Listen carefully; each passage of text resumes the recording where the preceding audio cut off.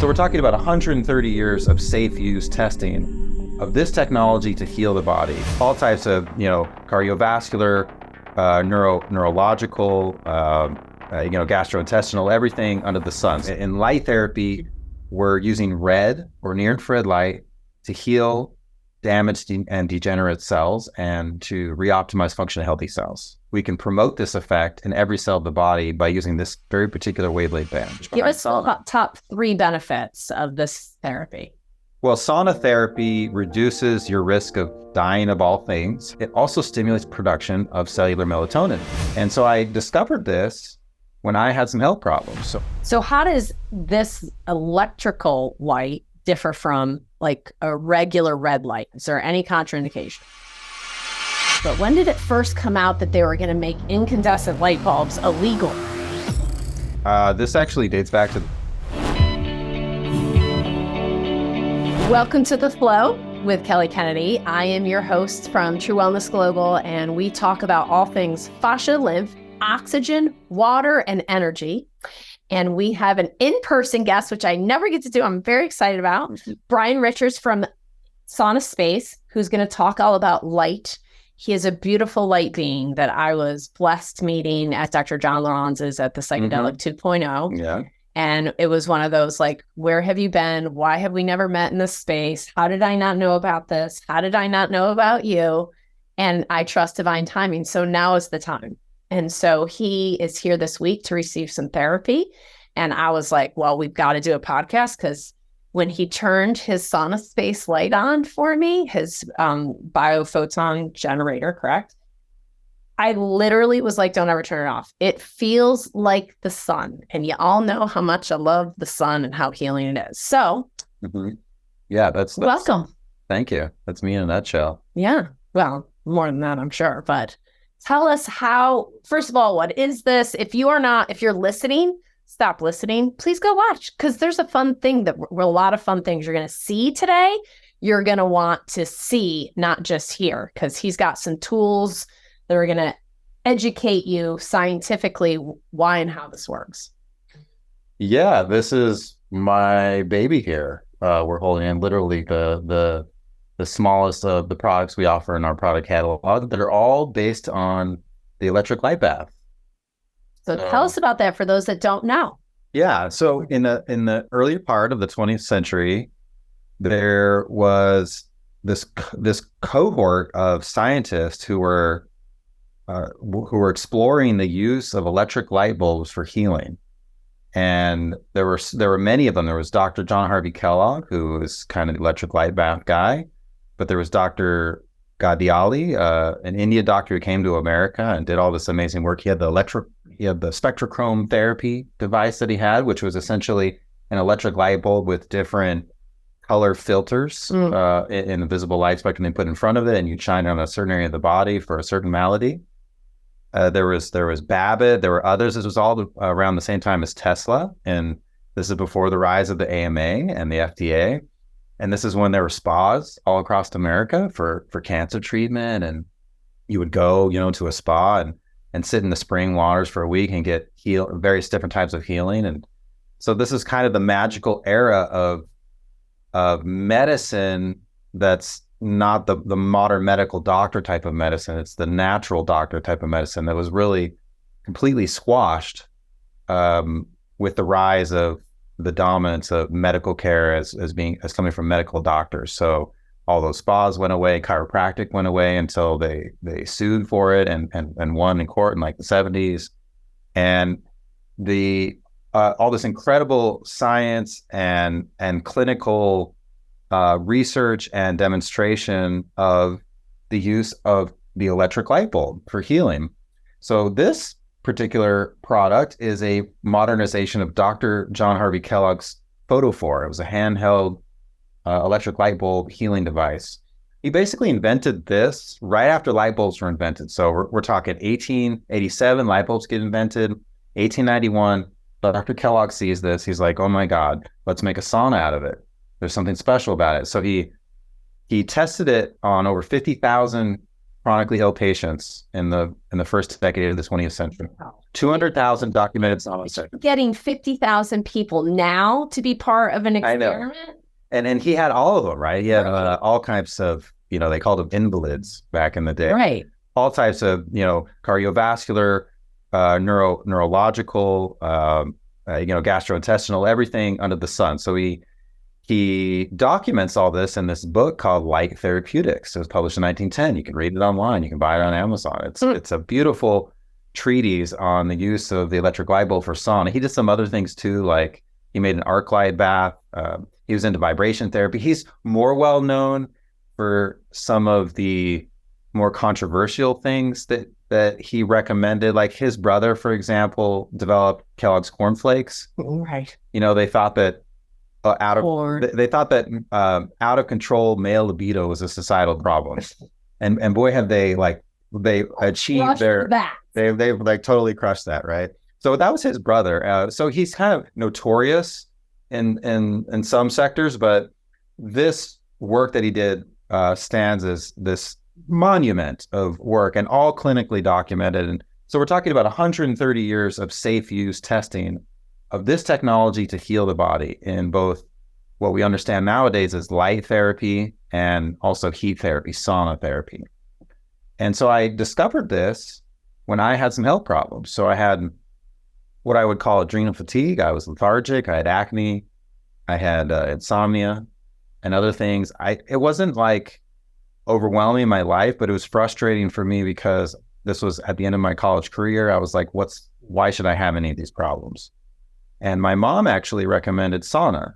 And I did my research online like everybody does, because you're like, my mom's a doctor, by the way. So I'm like, your mom was a doctor. You're a doctor. I'm a skeptic. Okay, here's another doctor giving me something, right? And so I look it up online and I found Dr. Kellogg's work, and I found a modern rendition of this concept, and I built my own. And I used it. So he's not the average bear. Mom, I did this research against you and I found the treaty document about when it all started, and then I decided to create my own. Yeah, that's what everybody does. Sure. Well, we're all like forced into this position though nowadays, where we're getting recommended pharmaceutical treatments for diseases, diagnose, treat, and they're not really working well. They're really for chronic illness, they're not working, and not just that, they come with all these other problems, all the side effects and all these other things. I didn't want that. I was recommended to take Accutane, for acne. There's a lot of issues with that. It's like that for me was really emblematic. I'm not going to do that. So I built my own, and I slept. I used it and slept really well. And I used it again, and I slept well again. And that was the start of Sauna Space. I used it for 6 months, and all my problems went away, my skin and sort of energy levels. And then, like a car is when it's all dirty, you throw more mud on and you can't see that. But once it's clean, you start to notice little things when little things are off. So I noticed how much more energy I had, and I noticed how much more positivity I had and more patience I had with others, even my mom. And I was like, wow, this was a fundamental shift in my health. Why can't you buy this technology? Where is this sauna product? And that was 10 years ago. And that started this obsession. And here we are now. I've spent 10 years working and obsessing with a lot of blood, sweat, and tears to perfect and create one thing, like the perfect sauna, the perfect light therapy device. And it really stands out because if you know about light therapy, most of it's LED based. Mm-hmm. And if you know about saunas, most of them are using different technology that is called far infrared technology for the heat, or they're like the finished saunas with electric coils, or they're wood-fired saunas. So we are standing out and using this totally different technology for light and heat therapy. And for various reasons that we'll get into, it's doing a better job in both of those categories. And we're doing it together. And what I find fascinating, so many people have a bad rap right now about electricity. Mm-hmm. Right? Like I've been talking about the Invisible Rainbow. Did you read that book? Oh, yeah. Such a good book. Excellent book. Excellent book. And I've been talking about how EMFs and all the bad lighting, and, in our office, we turn off the dumb fluorescent lights, and we instruct people to be aware of the lighting, that it has a frequency both in sound and spectrum that we are not aware, like we can't experience with our five senses, right? So interesting. But our cells are experiencing, we have light receptors in the gut. Like every cell of the body has light systems that run it. Really, you go deeper than that, it's electricity that runs everything at the quantum level. There's like cellular voltage gates that turn on and off. The blood is structured by the heart. This is something new understanding that I have. So the blood is structured by the heart because the heart and how it goes through the valves vortexes the blood, and then it goes down the arteries in a structured state. And so it's moving basically like with free energy. It's moving electrostatically instead of by pumping. So the heart is not a mechanical pump. It's an electrostatic, it's an electrochemical potential that's pushing the blood down the arteries. This is an example of how up and down, we're beings of light, we're beings of electricity. And so obviously this affects us. All this modern lighting we have is all blue.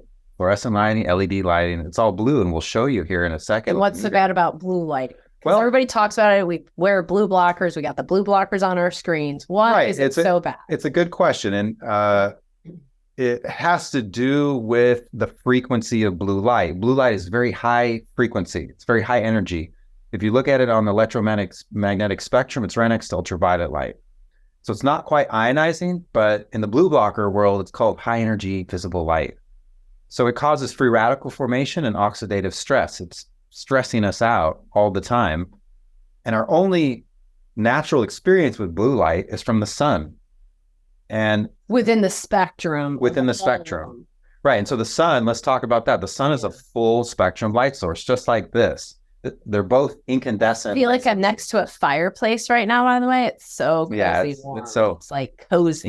The firelight is, we're really programmed. That's another thing. Like we've had fire in our culture, and our tradition for, 20, 50, who knows, tens of thousands of years, really. And the firelight is always the campfire, which is down low, and it's this spectrum. It's not the sun spectrum exactly. And I want to explain the difference. So the sun is an incandescent light source. When you heat up a material hot in nature, it emits light naturally. Like think of an iron rod that's glowing. Yep. Okay. So, or glass as you're burning. Yeah, anything like that. So the hotter you get it, the higher the peak is in the spectrum. So if you think the hottest light source is the sun, it's like 5,500 Kelvin. It's over 6,000 degrees Fahrenheit, burning up there.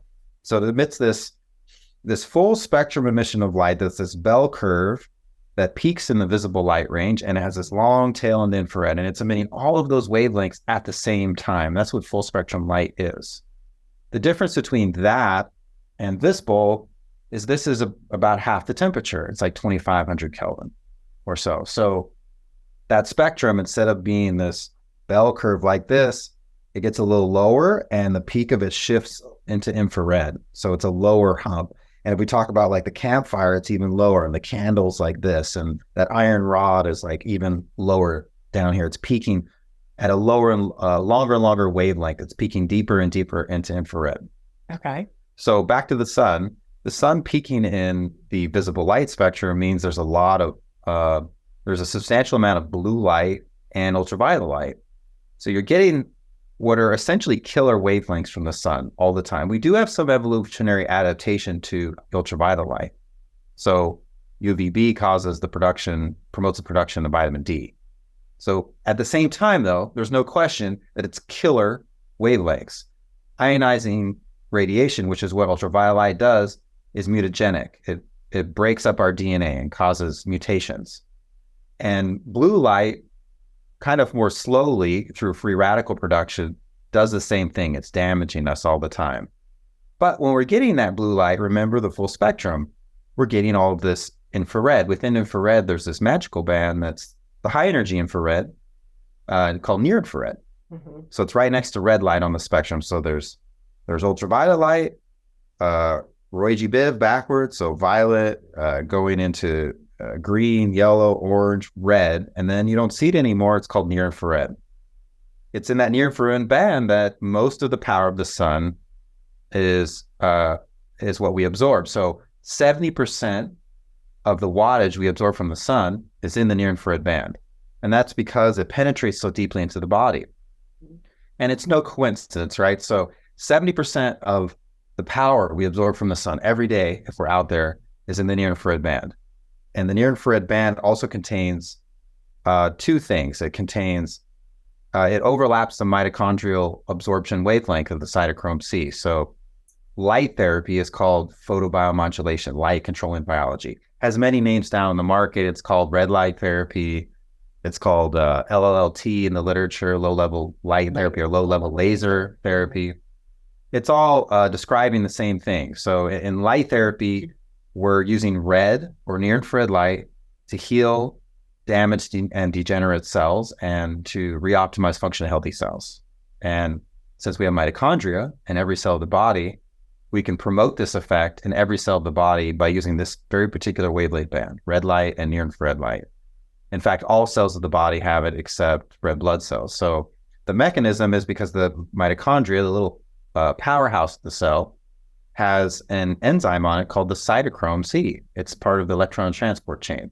Cytochrome, that means cell of light. Cell of light, yeah. Yeah, exactly. So it's fascinating. This is the most beautiful example of how we're beings of light. We literally stand out in the sun ancestrally, and we're absorbing these wavelengths from the sun. Some are hitting the water and they're heating us in the body, which is how the near-infrared light also heats you. But this high energy near-infrared, 600 to 1,000 nanometers exactly. So red light is 600 to 700 nanometers. Mm-hmm. And the upper end of near-infrared is 700 to 1,000 nanometers. That band is the photobiomodulation band. When any of those photons hit the mitochondria, it stimulates all these light therapy effects in the body. So the sun, when we're getting some amount of blue light and ultraviolet light, killer wavelengths, we're getting this huge dose of healing wavelengths that are doing so many things. They're promoting all the benefits of light therapy, which we'll go into. There's other benefits also of near-infrared light. It also stimulates production of cellular melatonin.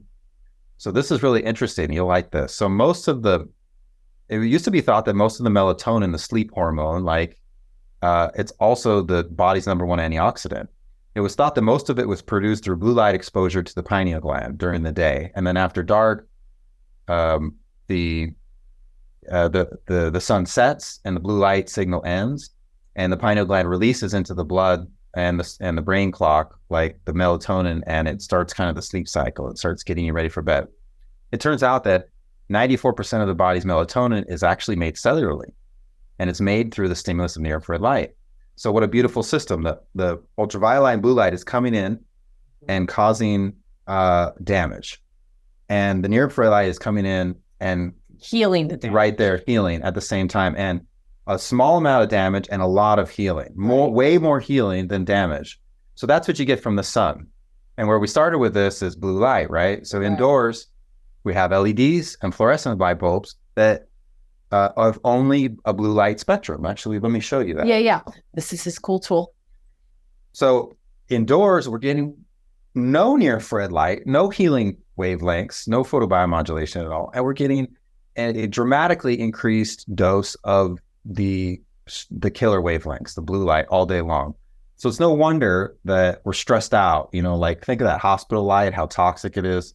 We have that type of light. And the new windows that block a lot of that light from coming in. The new windows are low E glass, and it's designed to block the infrared heating wavelengths that, for energy efficiency or whatever. Yeah. But it's blocking these wavelengths that also energy efficiency for your house, but forget about the house that you live in. Yeah, it's it's really, the focus there was way off. It's so worth having, a not even that significant increased electrical usage, have incandescent light that's so much healthier for the body. Yeah. So you can see why with this. So I have a pretty fancy spectrometer here, and actually we turn our light off, we can pick up this LED floor lamp that you have next to you. Yep. So that's what I'm picking up. And if you look at the screen, you can see there's a large spike of blue, and then there's a peak invisible light. There's no near infrared at all. There's no healing wavelengths. And then compare that to this spectrum. Let's see if we can show it. Yeah. So in here, and actually, let me see. So it shifted instantly and is picking up the spectrum of light that this is giving. So here, the spectrum of the sauna space light is all in the near infrared band. And I'll show that again, actually. I'll pick up the LED light again. Yep. And then I can show it up close. You can see there's a large spike of blue light. And there's no infrared over here and the spike of the blue there. You with us? So now, and while we have this, I should show you this. Now watch what happens. Keep that on and you can shine it this way.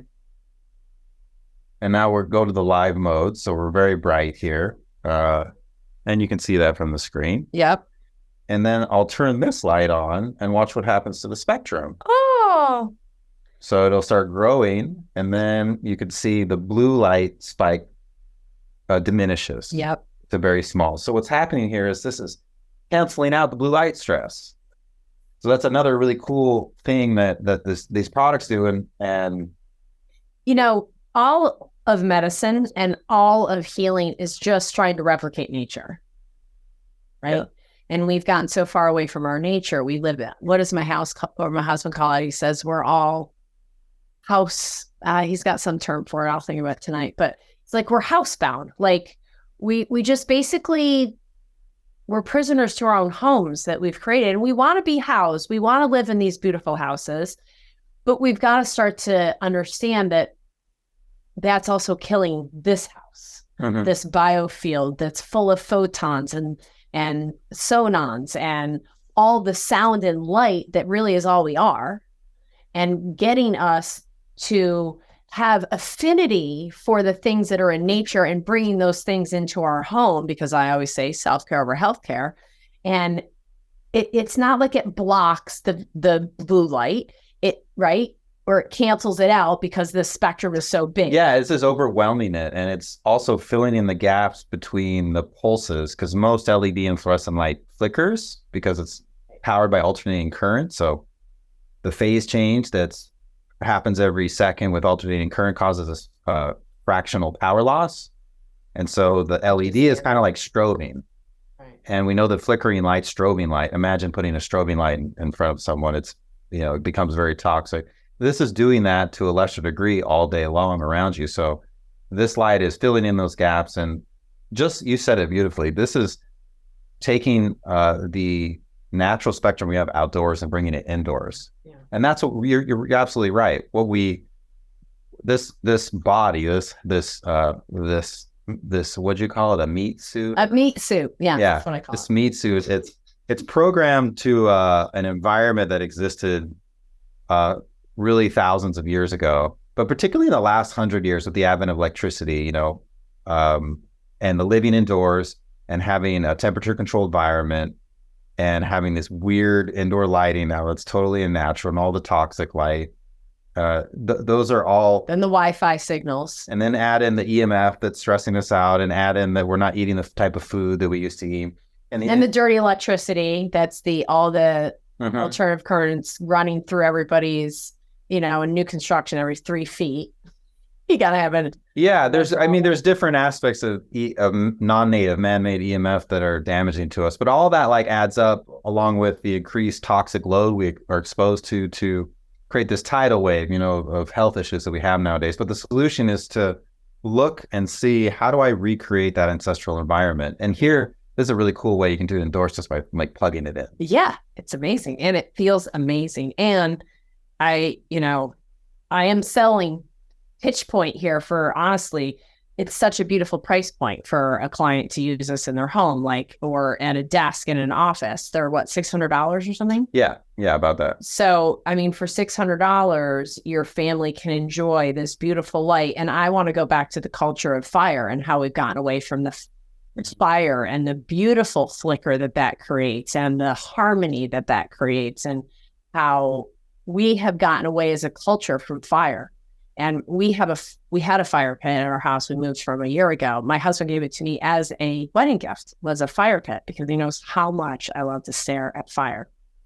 And we've just talked about it recently, how much drumming and vibration, like natural vibration, has also gone from our culture, and staring at light, good light, firelight, that actually heals us. Mm-hmm. So now it's TV, right? Right. But which is all. But what did we do before TV after dark? We created our own fire. We sat around it. There's this practice in Indian culture, in Ayurvedic culture, that's called Agnihotra. Okay. So traditionally it's like you have this sacred fire made from cow dung, and you have the blessed ghee. Yes. And at sunrise or sunset, you cast that into the fire, and the sunrise or sunset's wavelengths hit the igniting ghee and cast healing wavelengths onto you. And this is a very ancient recognition of the power of the sunrise and the sunset, aka the power of near-infrared light, a near-infrared biased spectrum, and that sitting in front of it and also sitting in front of the fire is healing. And so we all across the world, you had that culture until whatever, 100 years ago or so. Less. Coincidence how it's all started about 130, 140 years ago. And instead of this, you have blue light. So blue light after dark keeps us up, and it has all kinds of hormonal and other health issues, like men wake up the next morning if you watch TV really late, and your testosterone levels can just like plummet in one night. And over time, it affects your sleep score and all this stuff. And it's really hard to get away from if your only source of light after dark are these modern LED things. So it's definitely something to consider. Our ancestors only had light down low, not overhead light, and it was the firelight spectrum after dark, or nothing.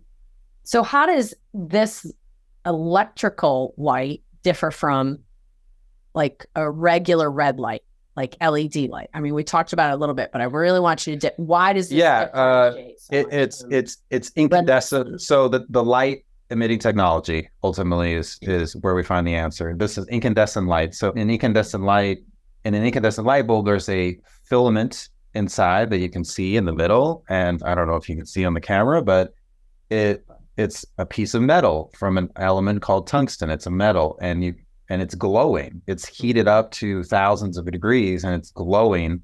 And incandescence is the full spectrum light that you get that comes from that glow, just like the sun. An LED is a light emitting diode. So it's basically a computer chip that you run electricity through, and it causes fluorescence of air or gas in the little chamber, the little diode that's encased. So you don't have incandescent light, you have fluorescing light. And spectrally, it looks quite different. Broad spectrum, full spectrum emission of incandescent light is, again, this big curve, all these wavelengths in a very natural analog curve, the light of nature. The LED light is a spike of light. So you saw when we showed the meter, you have that spike of blue light. And then they'll add in another fluorescent compound to cause a spike in yellow or a spike in red.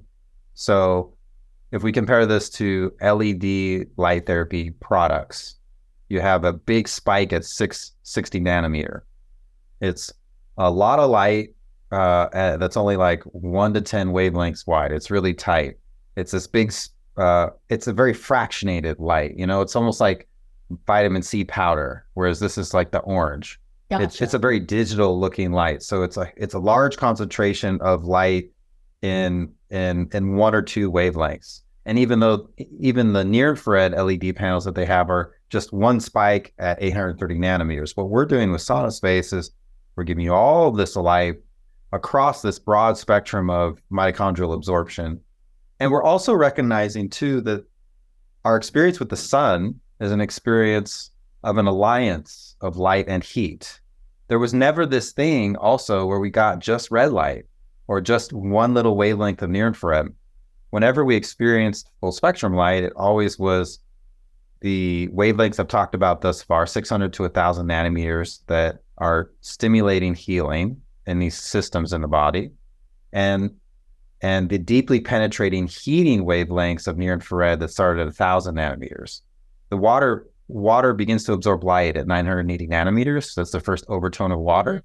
So you have the light absorption spectrum of water. It starts right there in the near infrared band, and then it grows up really high, really fast. So all the light in the mid infrared and the far infrared band is all 100% absorbed by water. Which is going to structure the water. Yeah. All the wavelengths of the sun structure water, but only the near infrared ones will penetrate many inches into the body. So if we talk about the brain, you have these LED light therapy caps, like these like baseball cap looking things. Those are not penetrating the skull, so they're not stimulating any photobiomodulation in the brain. You have to use near infrared wavelengths to do that, and you have mitochondria in your bones too. So when you understand that most of the sun's power that we absorb is near infrared, and then also that's not coincidentally the same wavelength band that goes really deep into the body, you see that most of the benefit of the sun and the focus of light therapy really should be on near infrared. So with us, we're providing you not just all of the wavelengths, but in the power distribution that you're biologically programmed to get it. And that's why when you sit here, it's like, there's a feeling. So good. Like I said to him, when he first turned it on, when we met, I was doing a sauna sol in him and Mila, and he comes in with this thing and turns it on. I was like, don't ever turn it off. I love the sun so much. And it's funny because I've had to retrain my body how to deal with the sun, because I used to just burn like a lobster and then peel. And it was Jack Cruz's work where he was like, no, expose yourself to near infrared 15 minutes a day. And I just sat in our sauna for 6 months for 15 to 20 minutes a day. And I have tanned for the last 3 years. It's fascinating to me that growing up Irish, and my father had melanoma, and I was taught to be very afraid of the sun. And I was, because I turned into a lobster. We're all taught. Poisoning. Yeah. And I never was a person that could wear sunscreens because I'm so sensitive and that stuff is so toxic. So I just avoided the sun, except like 8 a.m. to 10. And then I'd have to get off the beach, and then I could get on at maybe 5 to 7 p.m. Pretty much sucking wind when you go to the beach. You can't be on it from 10 to 5. That's like the best time. Now I literally all summer long can be in the ocean with my son for 8 or 9 hours and don't get that fatigue from the sun that I used to get. And literally, like, I have 8,000 freckles by the end of that day, but I also have like a tone of melanin in my skin that I've never had before, because you can retrain. It was like my body just was almost allergic to the sun at some level, because who knows why, but I had to retrain my body. And I'm sure you're familiar with that work from Jack Cruz. Yeah. It's on the cellular level, it's very interesting. The near infrared light has a photoprotective effect against ultraviolet light. So that's also why our ancestors gazed at the sunrise. The first couple of minutes of the sunrise, you can actually stare straight at the sun. I'm not allowed to recommend that you do that. I tell people to do it all the time. The first 5 minutes when the sun's right at the horizon, and the last 5 minutes, go outside. I don't care if they're a cloud cover or not. Get out there, because you can't escape frequency. And that frequency is healing. And if you want the best hormonal reset of your life, do that. It's not about HRT. I mean, if you need HRT, hormone replacement therapy, fine, but it's a Band-Aid until you fix the problem in the body that should be creating the proper hormones. Yeah, so we none of us have a sun allergy, but we do need to reprogram things. So thank you. That early morning light is wonderful for that. And you can also get the same light from this product, and also the saunas that we make are the same technology, but 3 or 4 bulbs, even 7 bulbs. And it's super hot, because one bulb sitting next to you, I'm sweating. Yeah. It's like hot, which I like. I'm just saying, it's like, we're not hugging after this. Oh, we already did, because we're real sticky at this point. Yeah, we hugged before we got. Well, that's it's funny you bring it up, because there's some people who say I don't like to sweat. Oh, you gotta sweat. And I'm like, your 3 primary elimination organs are the bowels, the kidneys, the urine, the stool, and then sweat. The lymph. And the lymph through the sweat. Shocking. Do you hear my sarcasm? So if you don't use the primary three poison elimination systems, and sweat being the largest organ in your body, probably one of the primaries, plus it's the one that's not working all the time, right? So it's the one that you have to activate through sauna and other things. If you don't use that, then your body gets overwhelmed with poison, and then you have to rely on the immune system and get the white blood cell response and all that. And eventually you develop antibodies. Part of your lymph system, by the way. That's where and that's all great, but like the workhorses are those first three, and we don't use the third one. So that's just like the sun allergy for me. If you don't like to sweat, it's because you haven't had a good sweat with the right product and the right light and the right experience. Sweating is so healing. And I've always said that for me in a sauna, it's not about necessarily the heat, right? It's about the therapy of the light that actually stimulates the lymphatic flow. And well, it's definitely both. It creates a vibration in the body, and it sets the body up to start to mobilize things. Well, when you heat up stuff, though, too, you liquefy everything in the body, and everything moves better. When it becomes crystal. When you heat up the cell, the mitochondrial enzymes get closer together. So electron transport, your energy production is easier. There's like little things like that, and there's so much. That's why there's so much research behind sauna. Give us the top 3 benefits of this therapy. Well, sauna therapy reduces your risk of dying of all things. How about that? Oh my God, that is my favorite line ever. What's the top 3 things? Dying of all the things. That's everything. All the things. And then the second thing I'd say about sauna is it reduces your risk of dementia. So you're living longer lifespan, health span, healthy, and your brain works. And there's such widespread problem, with all this brain and other issues. And I picked those out, not just because they're so impressive, but because those are the 2 that stand out amongst all other therapeutics really available. And they're backed by really long-term population studies. So the all-cause mortality study was a 20-year study on like 2,000 Finnish males that then they followed up with 5 years afterwards watching their dementia.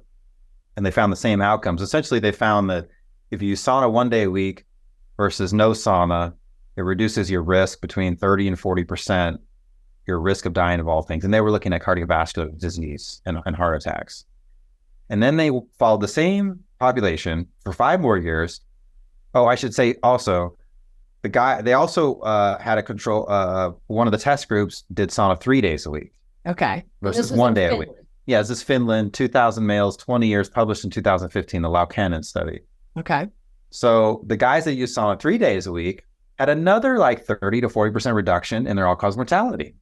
So the more you use sauna, the better. It seems like the sweet spot's at least 3 times a week. And then they followed that same population for a number of years more and published dementia outcomes, found the same thing. 1 day a week, huge reduction in risk of developing dementia. 3 day a week sauna use had all that much more reduction in the risk of dementia. And you can't really deny those results. And that's why we're seeing, and we see also, if we talk about a few other like more cellular or tissular level benefits. So sauna is increasing your tissue oxygenation, your blood circulation. It promotes BDNF production in the brain-derived neurotropic factor. That's kind of like miracle grow for your brain. You see reduction in fibromyalgia symptoms. BDNF. Yeah. Miracle kind of grow guy. for the brain. Yeah. And so you can naturally get this like boost. So you see improved cognitive functioning, improved recall, improved memory function, improved decision-making. Well, the cells communicate through light, right? So if it's devoid of light because we're in this blue light and it's knocking down our biofield because we have all this blue light, and then you don't have the connection between the neurotransmitters because everything's cellular damaged. As you increase the light in the body, you're going to have better, faster communication. We haven't even talked about the fascia, but the fascia system, of course, because and we need to talk about the structural water too. Fascia freaks over here. But yeah, let's finish up sauna. So you get pain reduction, and essentially what's going on here. What I love at the end of the Laukanen study is they're like, more research is needed to understand exactly why. What's the mechanism?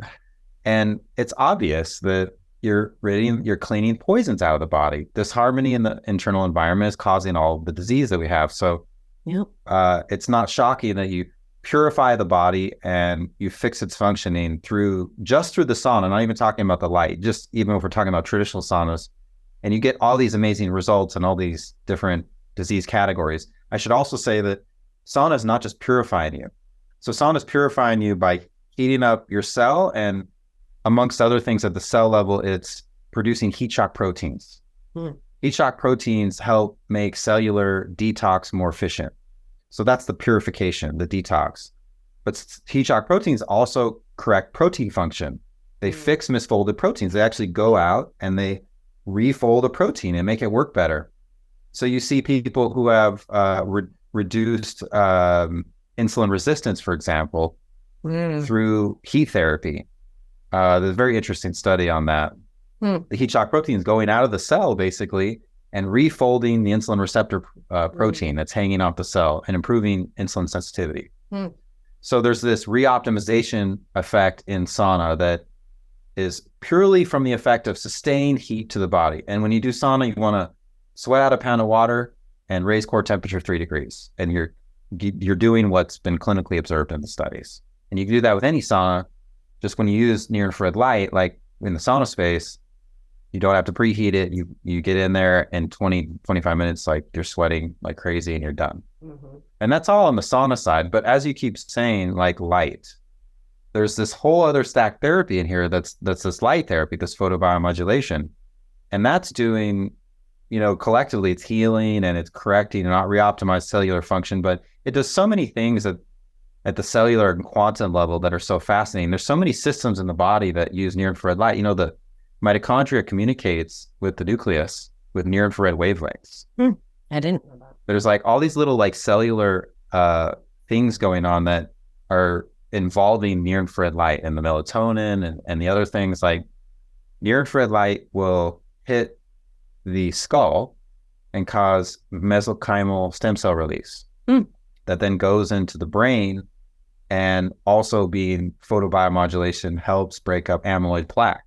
So that's why it's helping the dementia. I think so. And so we see that breaking up calcifications and bringing neuroplasticity to make it simple. You don't have long-term studies on that type of stuff yet with light therapy because it's a little bit newer in the clinical space, but you're seeing a lot of really overlapping effects that sauna does, this light therapy does. So doing the two of them together. Sauna's heat, traditionally. Right. And light therapy is just that. It's light therapy. And light therapy is that. And so traditionally you have Turkish baths, Finnish saunas, sweat lodges, and so forth. That's just heat. And then light therapy in the environment is the sun. And nowadays you have all these cool devices that humans have made, and they're all really amazing. You have electrically powered saunas and far infrared saunas. It's a typical infrared sauna you see. It's like what you have here. It's these black panels or tubular emitters called far infrared emitters. They're producing a low energy infrared way out there in the spectrum. And then in the light therapy space, you typically they're all LED, except us. And so what we're saying is, we're going to come in here, we're going to do this better. We're going to do the sauna better, we're going to do the light therapy better, because we're going to mimic the sun, because the sun is actually doing both. If you've got your sun callus, you can actually sit in the sun and you'll sweat. That's like the original, sauna therapy before fire, right? There was sun. There was always sun. Right. And what are the downsides? Like, why wouldn't you do sauna? Is there any contraindication? Sauna with therapy both. Not really. Like some people, practitioners will contraindicate it for pregnant women. Sure. Everything is contraindicated for pregnant women. Literally everything. If you're pregnant, you're not supposed to do a thing. I think you're supposed to sit in a bubble. But there's not really any contraindication. There's some people that experience a temporary aggravation of their symptoms, a detox reaction. Some people who have like autoimmune described symptoms. They have body temperature regulation problems. Like they're too cold and they're too hot. You put them in a hot area, they get too hot, and their body can't control itself well. So those people in our sauna, they turn off some of the switches and they start out with a real gentle approach. I'm going to say that's probably because it's upping their vitamin D production, which is feeding their cell wall deficient bacteria, which is contributing to what they're calling autoimmune. But as we know on the flow, there's no such thing as autoimmune. This is the dumbest thing, one of the dumbest things I've ever heard. If our body fought itself, we would have not evolved. Yeah, I completely agree. You know, it's such conditioning to think that our body would hurt itself. Fight itself. It's fighting off poison. It's trying to fight poison that it can't see because we've been inundated with antibiotics, coincidentally, over the same 150 years. It's fascinating. And it's killed a lot of what it breaks up. Antibiotics break up the bacteria that are causing illness, they say. And that leaves this debris in the body known as cell wall deficient. So they don't have a cell wall, so they can't be identified by the immune system. And they eat vitamin D and they excrete acids. And you'll see them in the dark field when we do that tomorrow. Yeah, and there's so many different poison vectors also nowadays that we referenced before. We should highlight that the infectious disease of today is not like it used to be even 50 years ago. There's a lot of genetically engineered infectious disease now. We saw some of that in the COVID era, but we also have, just in the pharmaceutical industry, they use genetically engineered plasmids to culture things. They cultured the mRNA vaccines in genetically engineered plasmids. So that's a bacterial DNA that's round. And these DNA or these plasmids that they use nowadays to produce a lot of drugs are genetically engineered for antibiotic resistance. And that's all out in the population.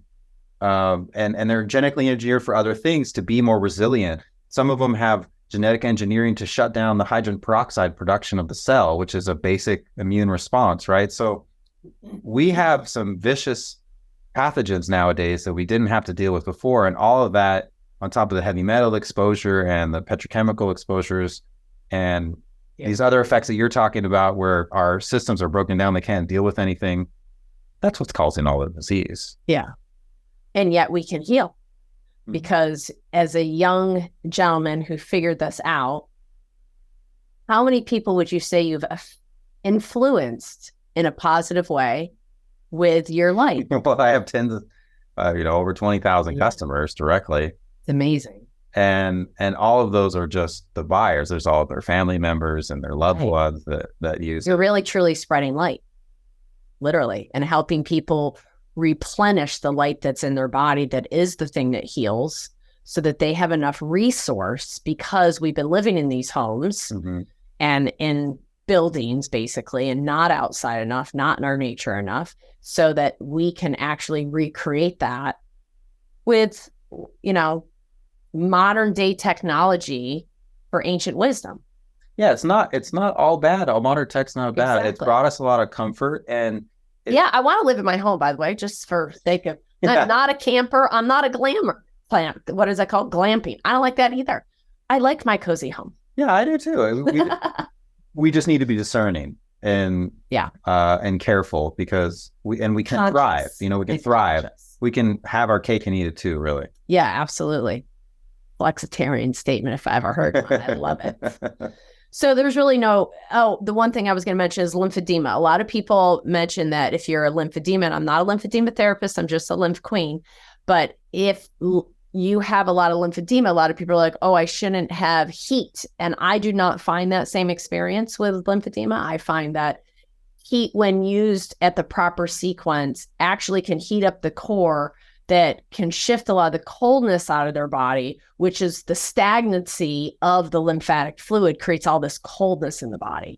So it's about driving it into the core. And so for that, you need near infrared because it's got to penetrate down into the cellular structure. Yeah, you want to go in deep. And we actually see that in the photobiomodulation studies is the use of light therapy to reduce edema. And here we're using... to reduce edema, just so that they make sure they heard you that. To reduce edema, and the heat and the light are both helping with that. We're getting more blood flow and more lymphatic drainage. And there's also, for example, light therapy causes the production of inflammatory mediators at the cellular level. So we're reducing inflammation, letting this, helping the cell do its job.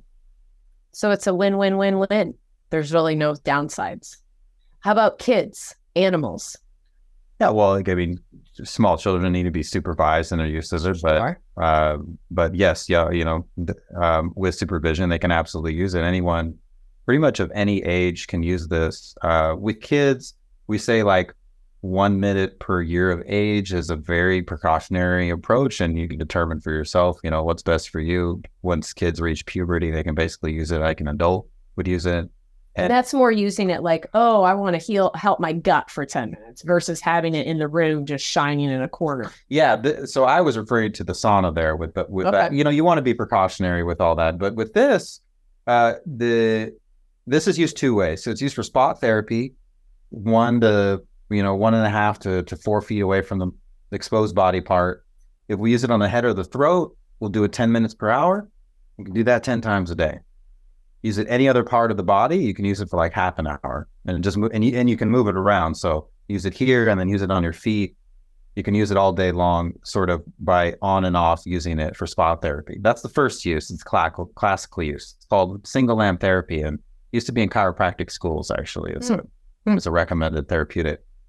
I don't know if it is still, but the second use is for light correction, what we showed earlier with the meter. So it's a little campfire. It's a little firelight right next to you all day long. You can use it for technology fatigue in front of the computer. Let's talk about that technology fatigue, because you're very wise with your words, and I love you are very packaged in your words. But for some people listening, they might not know what technology fatigue is.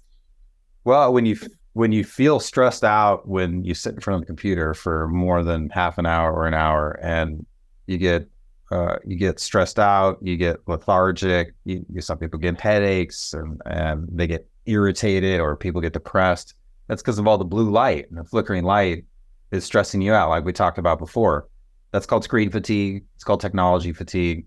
There's even some monitors nowadays that are reducing the amount of flicker, and they're like low flicker certified or whatever, and that actually does reduce the stress on the body, and that's good. That's better, but there's still a lot of blue light from these screens. So you can turn on software like Flux to reduce the amount of the blue emitted. You can put on your blue blockers like you have, or you can have this sitting next to you just like this. It's not pointed at me directly. It can just sit next to me all day long.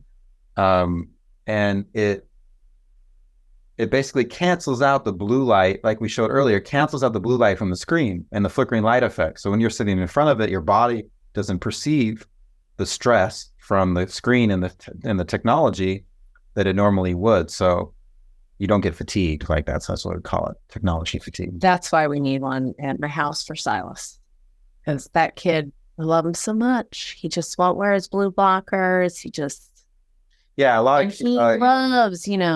my boys too. It's like they have multiple blue blockers. How many screens can I have on at once? Yeah. So playing with all the people at all the same time, the 17,000 people, it's crazy how they do that. You can't control those human elements. Yes, exactly. The compliance is low, they're kids. And they want to keep up with, and I don't want to take my kid and make him the weird kid that like, you can't get technology, you can't have all that, because that's not helpful. That makes stress too. So this is a great way. I literally want to plug it in. Just don't tell him to sneak in there and just. Yeah. Oh, he'll love it. He loves heat and coziness. So he's going to love it. I can tell already. And it's going to make mommy a lot happier, because I see his personality change when he's on that for an hour, 2 hours. It starts to shift him. Yeah. So that's like a very clinical way of defining a technology fatigue. What it does is it makes you feel good. It vibes you up. Yeah, it vibes you up when you're wherever you are. Vibe.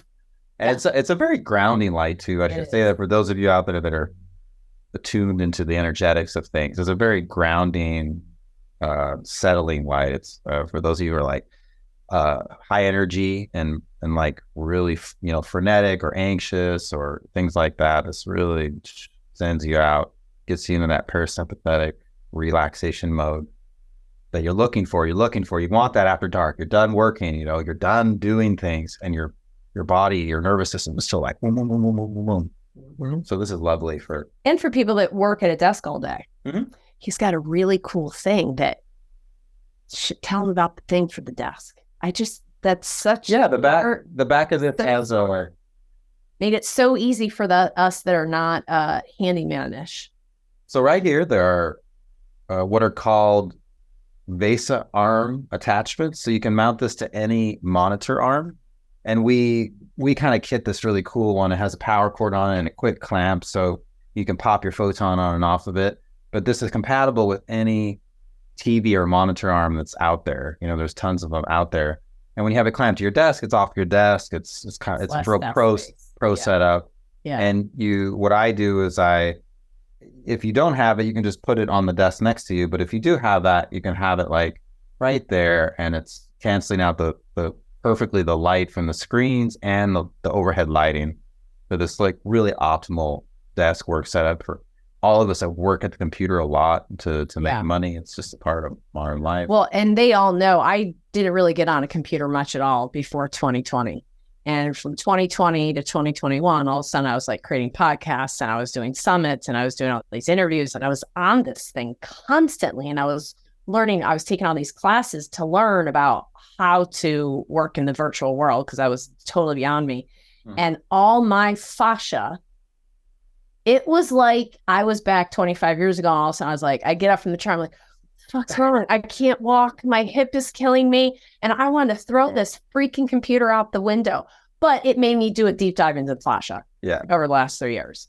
So let's just talk about that for a minute before we end, about fascia and what you know about fascia. I could talk about what this does for fascia, but I'm curious what you understand about the fascia. And what I would start out with structured water. So I assume your audience knows about that, but it's a really important thing. So water has a bioavailable state where it works better, and it's where the positive, negative components of water are aligned. Basically, water forms a structured state across an ionic surface. It also forms a structured state from all wavelengths of sunlight.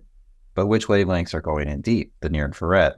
So when you sit in this sauna or you use this light on you, it's making the water bioavailable for all of its functions, and water carries information. I mean, you're much more of an expert than I am in it, but it's a communication vector. There's actually this. I'll give you a really good example of why you need light and heat, and water's involved too. There's this ion gate that it's a heat activated ion gate, and you could put a water molecule on top of it and structure the water molecule. And then once the water molecule is structured, it acts as a chromophore for the continued photobiomodulation to occur, and the light hits the water and it upregulates the gate. So the heat gated ion channel is upregulated when it has a structured water molecule on it that's getting hit with near infrared light. So here's an example, a very complex example of how you have this cellular system that is designed to get heat and light and structured water all working to create together energy, to like do whatever it's doing. Create energy. I mean, that's my, my husband's name is iron. It's the ongoing joke. He's a little charged particle. And he hates that joke, but I love it. And iron really is energy, right? Everything in life is energy. And what I talk about with flow is fascia, lymph, oxygen, water, and energy, that when you open your fascia, which is your superhighway conductor of information that travels at the speed of light, by the way, faster than your nervous system, there is communication happening with your fascia through your collagen fibers. And then the water inside our body, which is the lymph, right, is the magnifier of that frequency. Mm-hmm. So the more in alignment that the fascia and the lymph are, and the more that water is structured, then all the organs and the tissues are going to get coherent fields of information, which is going to heal the body. Beautiful. Because we don't do anything but facilitate healing, right? I'm not a healer. Ian's not a healer. We do not like those terms, because every single person on the planet is a healer. We are just here to facilitate our own healing. We're all doctors of healing. We just got to turn on that parasympathetic nervous system, which is the digest, rest, recover, healing part of the body. And most of the things that have occurred since about 150 years, for some reason that keeps coming up, are absolutely against the body going into the healing mode. They're in I want to drive you. I want to keep you in the sympathetic, because then I can use your energy source. Mm-hmm. And this is about being free from the matrix, free from the system. Here's the red pill right here. Oh God, that's so good. That's so funny. I'm so funny. This is really the red pill. There you go. I got my new red pill. It's Beautiful. the light therapy, incandescent. Now, one last question. I don't remember how long ago it was, but when did it first come out that they were going to make incandescent light bulbs illegal? This actually dates back to the Bush era.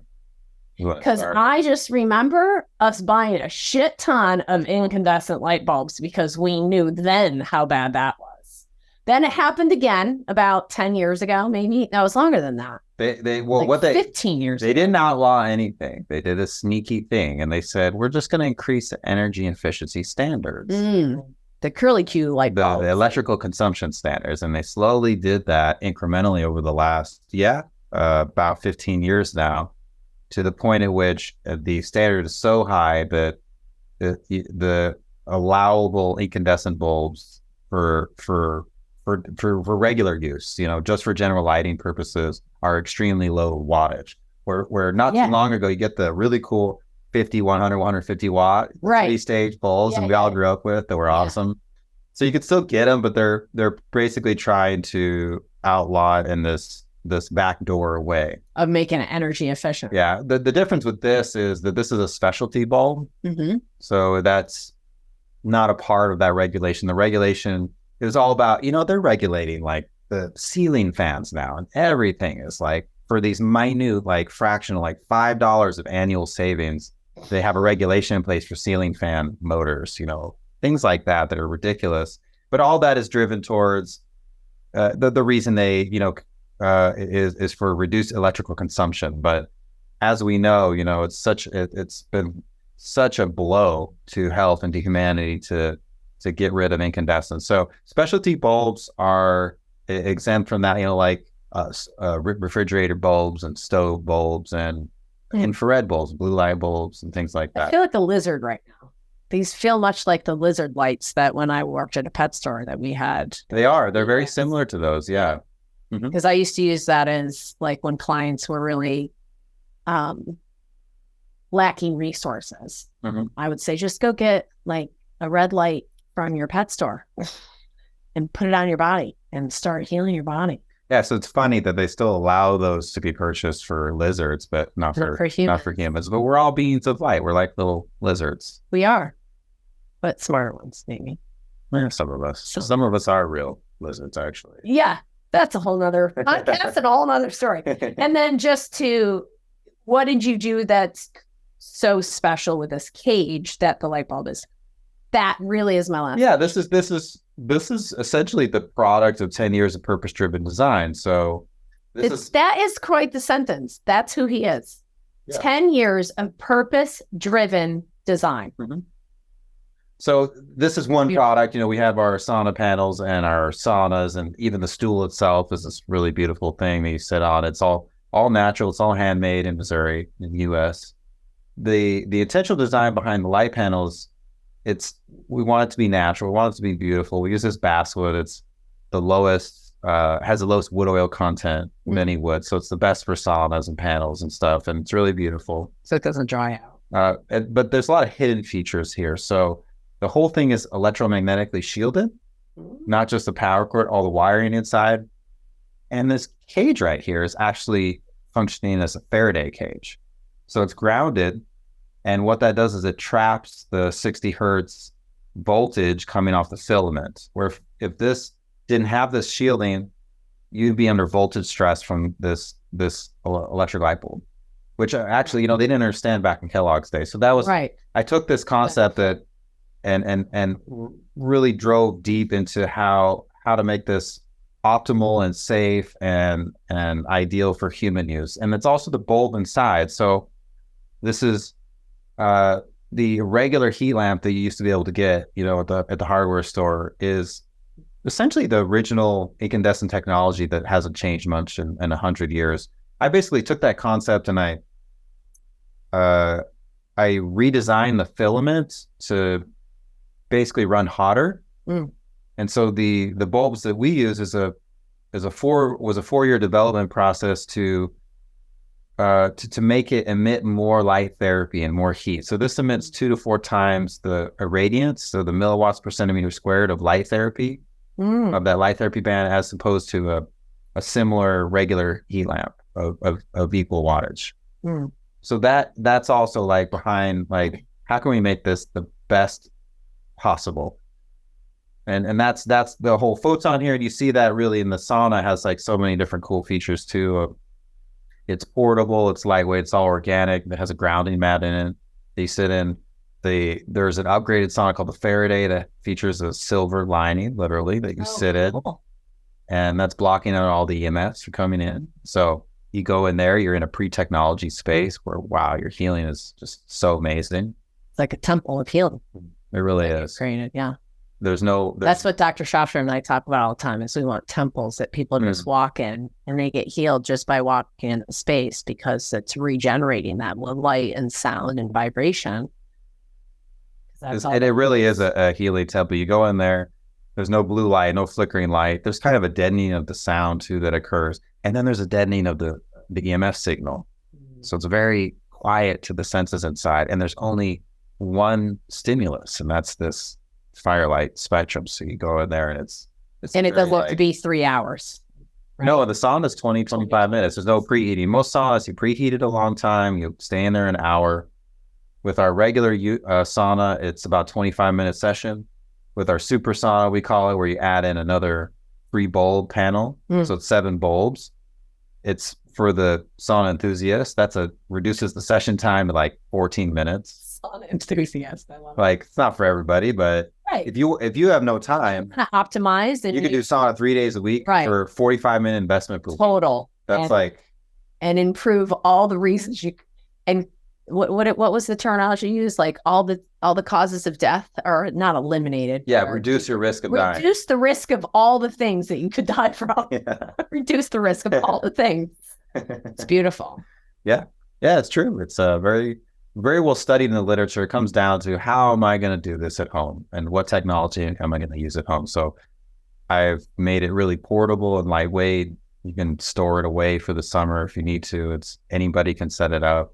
And again, it's all organic, because when you heat stuff up, you can have off-gassing of chemicals. So they have some saunas that are kind of plasticky, they're just like made of nylon and stuff like that, or the bag saunas, and nothing wrong with that. If you're raising core temperature and you're sweating, you're getting a lot of amazing benefits, but you are optimization. Yeah. And I appreciate your diligence and your cohesiveness with what you've created. And I really truly have a lot of gratitude for this meeting, because I know, and I knew when we met, that was only the beginning of our relationship, because I am always looking for something that can help you all more efficiently, more effectively, to be able to have more self-care, so you're not dependent upon an office or a therapy or a pill or anything else. Exactly.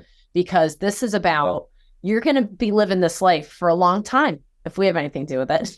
And it's going to be great, and it's going to be heaven on earth, but you can't just ignore the environment that you're living in, because this is all about terrain medicine, right? This is about, the terrain is your fascia, your lymph, your biofield, but it's this terrain, but it's also the terrain that you spend the majority of your time in. And the reason that I have this particular office within our office is because I have the bay window. Because Kelly wins every time when she's in charge of whose office should take this. Oh, I want the one with all the windows, please. Because I know that I don't like light. Like, this is a rarity for me to have lights on. And we pretty much live like bats at our house. Like, the sun goes down and we're like, the candle's good enough. We're good. Well, now you can use the Photon. Now I can use the Photon light. Yes, exactly. I would also say that, in terms of using it indoors and having it with you all the time, you can also use it, think of it as an adjunct to anything else you do. So you're sitting there doing yoga, you're doing some meditation, you're reading, or anything like that. If you have this next to you, it just makes it better. Yeah, exactly. So a lot of therapists use this in the office for psychotherapy and acupuncture and all these types of things that you do. Well, I think it helped you with the Sound of Soul meal and that. I think it assisted you when you came in, because I'm sure you felt the familiarity of it, and it assisted your facilitation of that whole experience. I love stacking. Yeah. So it's a great stack to really anything you're doing healing wise. And yeah, you have it at home. I've been all about that. I did grow up with two doctors as parents. My father was also a radiologist. Yeah. So, but I got to see both sides because my mom was prescribing supplements and vitamins in the 80s in Montana, like in Great Falls, Montana. Yeah. And she was the only one doing that for like 1,000 miles. That's. And I saw my dad, who specialized in mammography and was a radiologist. Fascinating that you both ended up with light. I mean, at some level, it's all light work. Yeah, we really did. Yeah. It's interesting. Fascinating. Yeah. Very different treatment, medical paradigm there. And I saw my mom's working, and I saw my dad's kind of like, just treading water, what they were doing. So I was really like, I didn't realize at the time how much that was influencing me. But once I had my own health issues, I was like, oh, I'm going to do what my mom said, not what my dad said. Yeah. And now actually my mom has helped my dad recover from a lot of health things. He had COVID and some other things. He was actually hospitalized. He got stuck in that system inadvertently, and then we couldn't get him out. And they gave him remdesivir, and it almost killed him, actually. And he barely survived that and got back and started using the sauna a lot. And he was doing this thing on all fours, like, because he had a collapsed lung coming out of it and all this. But my mother's natural approach, and she's an MD, but she has really a naturopathic approach to everything. It revived him, and he looks better now at 72 than when he was 50. That's fascinating. Fabulous. Really? Because we do regenerate when you're given the right tools. It's amazing what the body can really do. So I do have one more question for you. Oh. So if you had a microphone and you could talk to the whole world, because eventually I want Flow to be out there for the whole world to hear, because it's all about finding the great scientists and naturally oriented therapists that are medically enlightened, doctors and specialists, and bringing their wisdom to the person who might not have met you or might not have ever had access to you because they're not traveling the world like I do. What would you want them to know? What is your secret that you have found thus far in your beautiful less than 40 years of life that has been super expansive, to be honest with you? It's very impressive what you have done before 40. I mean, beyond everything we talked about? Yeah. What would it be that? I don't know. That we're unlimited. That we're unlimited, and it's all love inside. And it starts with loving the self, the self-love, and then realizing, wow, we all have unlimited power to heal ourselves. There's some research we need to do, some support maybe we need to lean on, but ultimately that's bringing us back to remembering, like you told me before we started recording, remembering that we have everything we need within. I guess I was faster than some people, but it took me a few decades to figure that out. And me too. But I think one of the things that we have synergy about, amongst many other things, is that we're here to optimize this game, because we just want to live as ideally and optimize and feel as possibly good as we can with all the wisdom that we have to allow the flow state to be our main living. Yeah, absolutely.